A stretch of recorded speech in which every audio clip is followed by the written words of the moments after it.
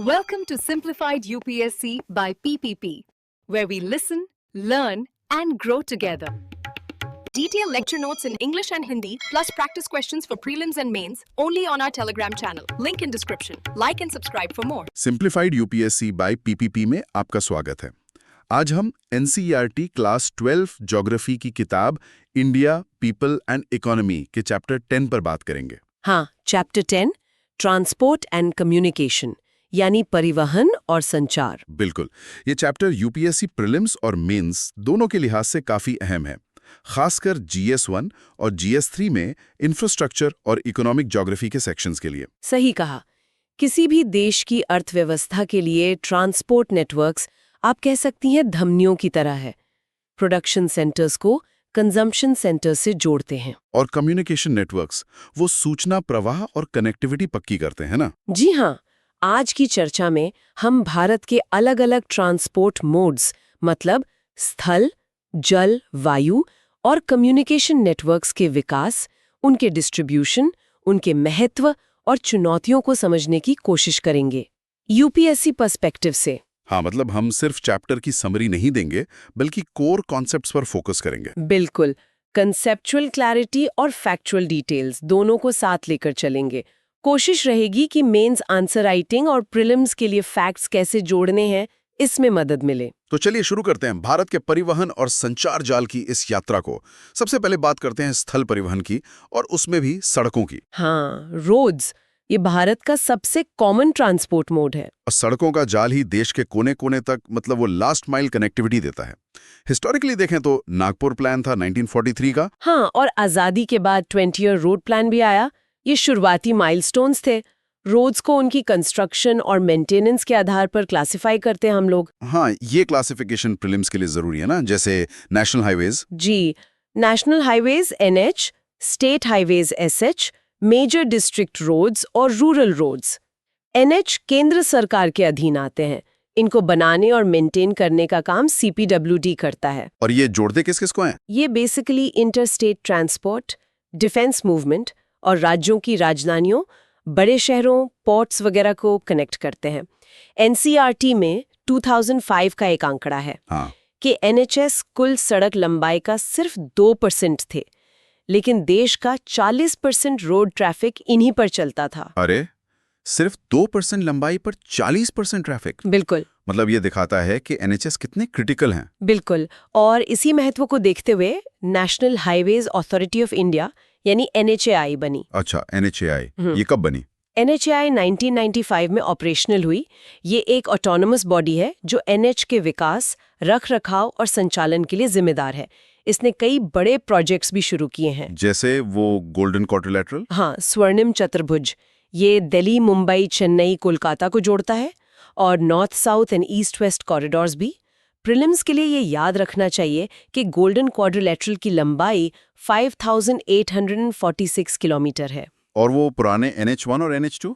हाँ, NH1 दिल्ली अमृतसर और NH2 Delhi Kolkata, ये ऐतिहासिक रूप से बहुत महत्वपूर्ण रूट्स रहे हैं। यहाँ एक मेंस का सवाल बन सकता है, ये जो मेगा प्रोजेक्ट्स हैं जैसे गोल्डन क्वाड्रिलेटरल और कॉरिडोर्स, इनका भारत की इकोनॉमिक ग्रोथ, रीजनल इंटीग्रेशन और लॉजिस्टिक्स पर क्या असर पड़ा है?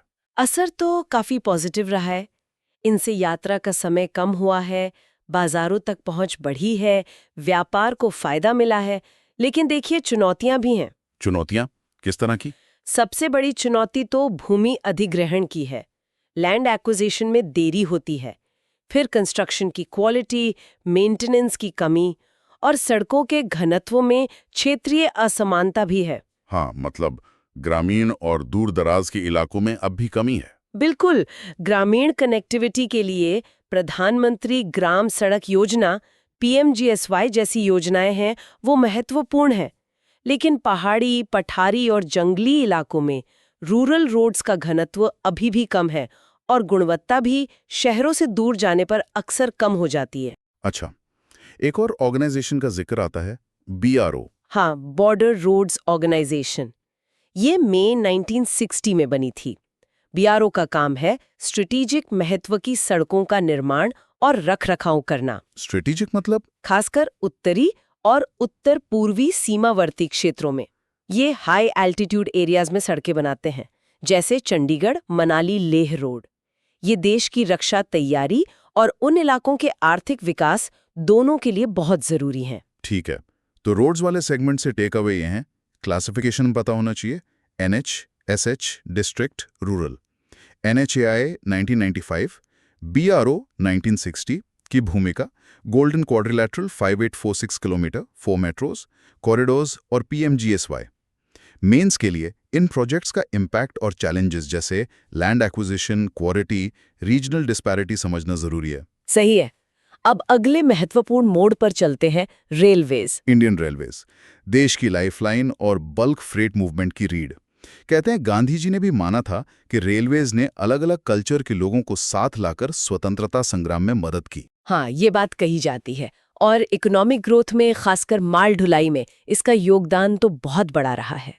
लेकिन यहाँ फिर मेंस का सवाल, राष्ट्रीय एकीकरण और आर्थिक विकास में भूमिका तो ठीक है, पर आज रेलवे किन बड़ी चुनौतियों का सामना कर रहा है? चुनौतियां तो कई हैं।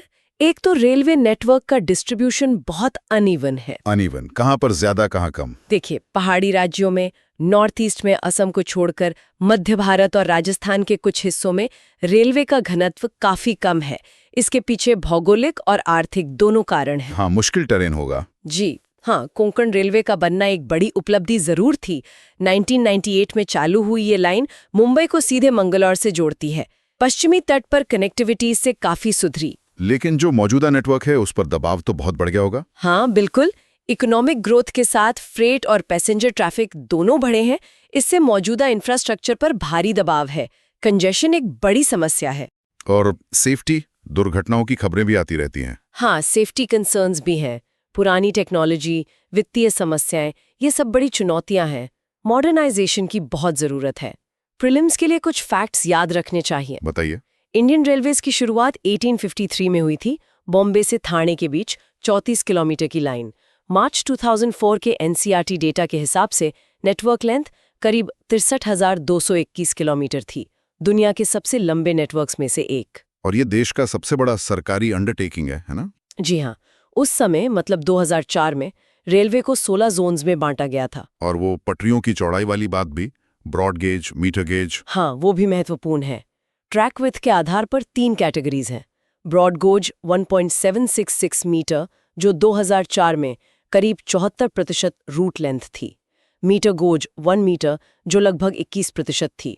और नैरो गोज 0.762, 0.610 मीटर, करीब 5%, जो ज्यादातर पहाड़ी इलाकों में मिलती है। और अब तो इनको बदलने का काम चल रहा है। हाँ, प्रोजेक्ट यूनिगेज के तहत मीटर और नैरो गेज को ब्रॉड गेज में बदला जा रहा है। ठीक है, तो रेलवेज में national integration, economic development, bulk transport में भूमिका है। चैलेंजेस में uneven distribution, congestion, safety, finance, modernisation है। कोंकण रेलवे एक अचीवमेंट है। और हाँ, ये रोड ट्रांसपोर्ट से ज्यादा फ्यूल एफिशिएंट और इको फ्रेंडली है, खासकर लंबी दूरी और बल्क ट्रांसपोर्ट के लिए। बिल्कुल। अब स्थल परिवहन का एक और मोड देखते हैं, पाइपलाइंस। हाँ, पाइपलाइंस। ये लिक्विड्स और गैसेस के लंबी दूरी के ट्रांसपोर्ट के लिए बहुत एफिशिएंट है। और सॉलिड्स भी स्लरी फॉर्म में भेजे जा सकते हैं? जी हाँ, सॉलिड्स को भी स्लरी बनाकर भेजा जा सकता है। इनका एक बड़ा फायदा ये है कि ये मुश्किल रास्तों से भी गुजर सकती हैं और इनमें फ्लो कंटिन्यूअस रहता है। ट्रांसशिपमेंट लॉसेस या डिलेज भी नहीं होते। अच्छा, इसमें मुख्य संस्था कौन सी है? देखिए, ऑयल इंडिया लिमिटेड का जिक्र आता है। ये तेल और गैस की खोज, उत्पादन और परिवहन का काम देखती है। 1959 में बनी थी। ऑयल ने ही एशिया की पहली क्रॉस कंट्री पाइपलाइन बनाई थी। कहाँ से कहाँ तक? असम के नाहरकटिया से बिहार के बरौनी तक, 1157 किलोमीटर लंबी। इसे बाद में 1966 में कानपुर तक बढ़ाया गया। और पश्चिमी भारत में? वेस्टर्न रीजन में अंकलेश्वर, कोयली, मुंबई हाई कोयली और हजीरा, विजयपुर, जगदीशपुर HVJ पाइपलाइन महत्वपूर्ण है। एक और प्रमुख पाइपलाइन गुजरात के सलाया से मथुरा यूपी होते हुए पंजाब के जालंधर तक 1256 किलोमीटर बनी है, जो क्रूड ऑयल ट्रांसपोर्ट करती है। अच्छा, और कोई नई पाइपलाइन? NCERT के अनुसार ऑयल नुमालीगढ़ से सिलीगुड़ी तक 660 किलोमीटर लंबी पाइपलाइन भी बना रही थी। तो पाइपलाइन साफ तौर पर एनर्जी सिक्योरिटी और इंडस्ट्रियल सप्लाई चेन्स के लिए बहुत जरूरी हैं। ये क्रूड ऑयल और नेचुरल गैस का अनइंटरप्टेड सप्लाई सुनिश्चित करती हैं। चलिए अब पानी का रास्ता पकड़ते हैं, वाटर ट्रांसपोर्ट। हाँ, जल परिवहन भारत की इतनी लंबी कोस्टलाइन है तो इसका महत्व तो है ही। और ये सबसे सस्ता साधन भी है ना? भारी सामान के लिए। जी हाँ, सबसे सस्ता मोड है, हेवी और बल्की मटेरियल के लिए बहुत सूटेबल है, फ्यूल एफिशिएंट है और इको फ्रेंडली भी है। इसके दो मेन टाइप्स हैं, इनलैंड वाटरवेज और ओशियानिक वाटरवेज। यहाँ मेंस का एक सवाल बनता है, भारत में इनलैंड वाटरवेज के विकास की क्या संभावनाएं हैं और क्या चुनौतियां हैं?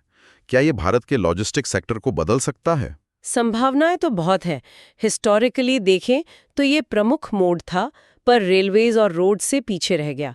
भारत में लगभग 14,500 किलोमीटर नेविगेबल वाटरवेज हैं, नदियां, नहरें, बैकवाटर्स, क्रीक्स मिलाकर। लेकिन इस्तेमाल कितना हो पा रहा है? एनसीईआरटी के अनुसार मैकेनाइज्ड वेसल्स यानी मशीनीकृत नावें सिर्फ 3,700 किलोमीटर पर ही चल पाती हैं। चैलेंजेस कई हैं, नदियों में गाद जमना, सिल्टेशन, पानी के बहाव का सीजनल होना, नेविगेबिलिटी की दिक्कतें और ज़रूरी इंफ्रास्ट्रक्चर की कमी। पर अब तो सरकार नेशनल मोटरवेज घोषित कर रही है। जी हाँ, inland waterways authority of India IWAI 1986 में बनी थी। ये इनलैंड वाटरवेज के विकास, रखरखाव और नियमन के लिए जिम्मेदार है। कुछ महत्वपूर्ण नेशनल वाटरवेज है जो प्रीलिम्स के लिए जरूरी है। कौन कौन से? NW1 इलाहाबाद से हल्दिया, गंगा भागीरथी हुगली नदी प्रणाली पर 1620 किलोमीटर्स। NW2 सादिया से धुबरी, ब्रह्मपुत्र नदी पर 891 किलोमीटर्स और NW3 कोट्टापुरम से कोल्लम, केरल के वेस्ट कोस्ट कैनाल और चंपाकारा उद्योग मंडल नहरों पर 205 किलोमीटर्स। केरल के बैकवाटर्स का भी जिक्र है। हाँ, केरल के बैकवाटर्स, जिन्हें कयाल कहते हैं, ये इनलैंड नेविगेशन के साथ साथ टूरिज्म के लिए भी बहुत मशहूर हैं। यहीं पर प्रसिद्ध नेहरू ट्रॉफी बोट रेस वालमकाली होती है। अच्छा, अब आते हैं ओशियानिक वाटरवेज पर। भारत की तटरेखा करीब 7,517 किलोमीटर लंबी है, द्वीपों को मिलाकर। जी, और NCERT के अनुसार देश में 12 मेजर पोर्ट्स और 185 माइनर पोर्ट्स हैं। मेजर पोर्ट्स केंद्र सरकार देखती है और देश का लगभग 75% समुद्री व्यापार संभालते हैं। माइनर पोर्ट्स राज्यों के अधीन है। और ये पोर्ट्स इंटरनेशनल ट्रेड के गेटवेज हैं। पार्टीशन के बाद कराची और चटगांव पोर्ट्स चले गए थे। हाँ, उनकी कमी पूरी करने के लिए पश्चिम में कांडला और पूर्व में कलकत्ता के पास डायमंड हार्बर जैसे पोर्ट्स डेवलप किए गए। हर मेजर पोर्ट का अपना हिंटरलैंड होता है, मतलब वो इलाका जिसके आयात निर्यात को वो सर्व करता है। कुछ प्रमुख पोर्ट्स के बारे में बता सकती हैं? जरूर। वेस्ट कोस्ट पर कांडला, गुजरात, एक टाइडल पोर्ट है। पश्चिमी और उत्तर पश्चिमी भारत की जरूरतें पूरी करता है। मुंबई देश का सबसे बड़ा नेचुरल हार्बर है। पास में ही JNPT नावाशेवा भारत का सबसे बड़ा कंटेनर पोर्ट है। मार्मागांव गोवा आयरन ओर एक्सपोर्ट के लिए जाना जाता है। कोच्चि केरला मसालों के व्यापार के लिए महत्वपूर्ण है। और ईस्ट कोस्ट पर तूतीकोरिन तमिलनाडु, दक्षिण भारत और श्रीलंका के साथ व्यापार के लिए अहम है। चेन्नई सबसे पुराना आर्टिफिशियल पोर्ट है और मुंबई के बाद दूसरा सबसे बड़ा। विशाखापट्टनम आंध्र प्रदेश एक लैंडलॉक्ड हार्बर है जहां शिप बिल्डिंग भी होती है। पारादीप ओडिशा सबसे गहरा बंदरगाह है, बड़े जहाज़ों के लिए उपयुक्त, मुख्यतः आयरन ओर एक्सपोर्ट करता है। कोलकाता हुगली नदी पर एक रिवरीन पोर्ट है जिसे टाइड पर निर्भर रहना पड़ता है। हल्दिया को कोलकाता पर दबाव कम करने के लिए बनाया गया है। तो मतलब जल परिवहन, खासकर समुद्री मार्ग, भारत के इंटरनेशनल ट्रेड की रीढ़ है। पोर्ट्स का मॉडर्नाइजेशन और हिंटरलैंड कनेक्टिविटी बेहतर करना बहुत जरूरी है। राइट। और इनलैंड वाटरवेज में पोटेंशियल तो है, पर इंफ्रास्ट्रक्चर और नेविगेबिलिटी सुधारनी होगी। बिल्कुल। चलिए अब हवा में चलते हैं। एयर ट्रांसपोर्ट सबसे तेज साधन, खासकर लंबी दूरी और दुर्गम इलाकों के लिए। हाँ, पहाड़ी इलाके, रिमोट एरियाज और स्ट्रेटेजिक इंपॉर्टेंस भी है इसकी, रक्षा, आपदा राहत वगैरह में। सही कहा, लेकिन ये महंगा है और कैरिंग कैपेसिटी सीमित है रेल या जहाज़ों की तुलना में।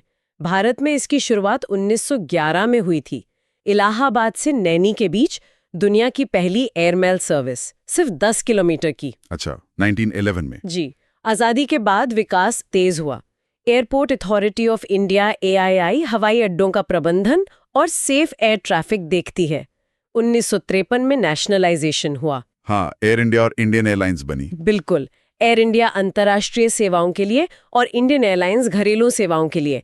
इंडियन एयरलाइंस को बाद में दिसंबर 2005 में इंडियन नाम दिया गया। अब तो खैर कई प्राइवेट एयरलाइंस भी हैं। और वो एक हेलीकॉप्टर सर्विस भी है। हाँ, Pawan Hans helicopter limited PHHL, ये ONGC को उसके ऑफशोर ऑपरेशंस में मदद करती है और मुश्किल इलाकों जैसे नॉर्थ ईस्ट, जम्मू कश्मीर, हिमाचल प्रदेश में सेवाएं देती है।